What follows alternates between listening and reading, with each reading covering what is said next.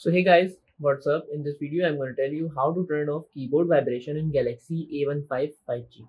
So for turning off the keyboard vibration guys, firstly you have to go to anywhere so that your keyboard will be appear. I'm going to search bar, now my keyboard appear. So as you guys see when I type something, I have a keyboard vibration, so and I want to disable this vibration, so you have to go to the settings. Here we have an icon of a setting on the keyboard, so just tap on the settings.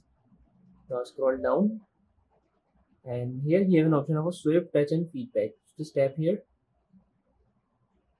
and then now go to touch feedback. Okay, so here we have an option of a sound, vibration and character preview. So we want to disable the vibration, so just disable this toggle and the keyboard vibration will be disabled now.